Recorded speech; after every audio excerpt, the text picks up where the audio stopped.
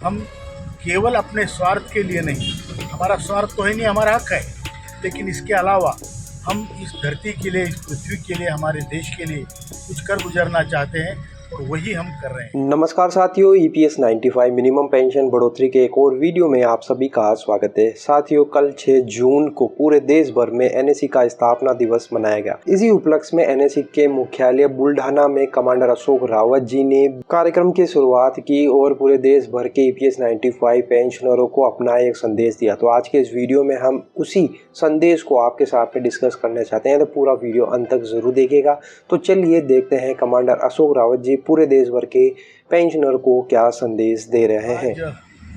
6 जून 2024 को हमारी इस NSE के या राष्ट्रीय संघर्ष समिति का 7वां स्थापना दिवस है और ये लड़ाई वैसे तो 10 सालों से चल रही है।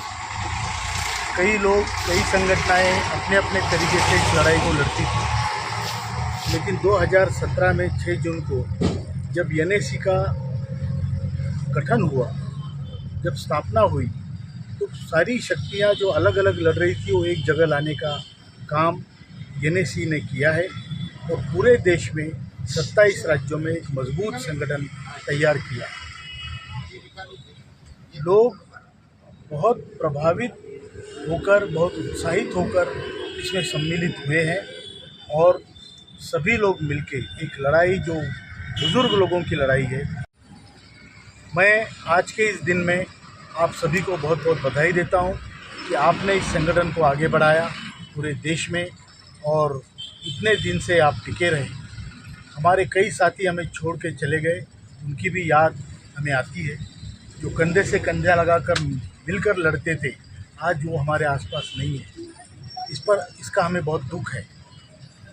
उनको भी हम स्मरण करते हैं और आगे आने वाले दिनों के लिए हम सबको लड़ाई के लिए तैयार रहना है, ये भी मैं आपको बताना चाहता हूँ। लोगों में निराशा है, जाहिर है। 10 साल से प्रयत्न हो रहे हैं, 2 बार प्रधानमंत्री जी ने बुलाया है, 20 बार श्रम मंत्री को मिले हैं, वित्त मंत्री को मिले हैं, उसके बाद ऐसा एक नेता नहीं छोड़ा हमने जिसको हम मिले नहीं। इसका सानी ये संगठन का और ये इतनी बड़ी शक्ति का सानी पूरे विश्व में नहीं है, क्योंकि इतने बूढ़े लोगों की इतनी बड़ी संगठना विश्व में कहीं भी नहीं। सत्ताधारी पक्ष या कोई भी पक्ष ये नहीं समझ सकता कि अपने मन से वो चलाएंगे। ये हमारा हक है, हमारे पैसे हैं और हमारे पैसे से हमारा बुढ़ापा अगर सुधर नहीं रहा है तो हम उसके लिए लड़ेंगे, आखिरी सांस तक लड़ेंगे। ये हम आज संकल्प लेते हैं और इसी के साथ आप सबको इस शुभ दिन की बधाई देता हूं।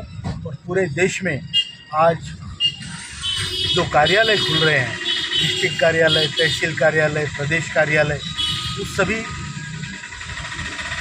लोगों को जो ये कार्यालय खोल रहे हैं, जैसे बुल्ढाना में आज कार्यालय खुला है, सबको मैं आशा करता हूं कि सब अच्छा काम करेंगे, लोग वहां पर जाके अपनी समस्याएं सुलझाएंगे।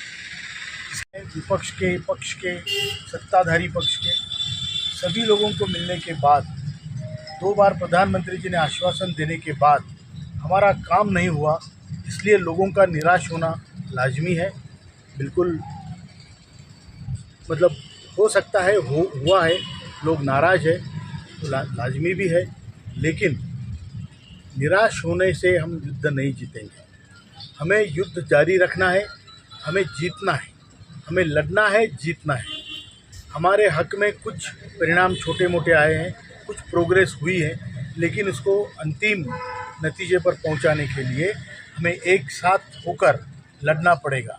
तो आज के इस दिन में हम संकल्प लेते हैं कि हम लोग जो EPS के मेंबर है, EPS संगठन के, NSE के मेंबर है, हम सब बहुत मजबूती से कार्य करेंगे और इस संगठन को आगे बढ़ा के जो हमारे 75 लाख बुजुर्ग लोग हैं, 78 लाख बुजुर्ग लोग हैं, उनके परिवारों को न्याय दिला के रहेंगे।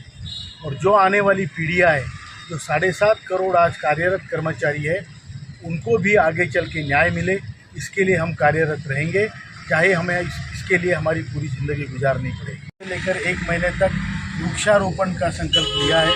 आज सुबह हमने बुल्ढाना में वृक्षारोपण किया है और वही कार्य पूरे देश में होगा। हम केवल अपने स्वार्थ के लिए नहीं, हमारा स्वार्थ तो है नहीं, हमारा हक है, लेकिन इसके अलावा हम इस धरती के लिए, इस पृथ्वी के लिए, हमारे देश के लिए कुछ कर गुजरना चाहते हैं और वही हम कर रहे हैं। धन्यवाद, बहुत बहुत शुभकामनाएं।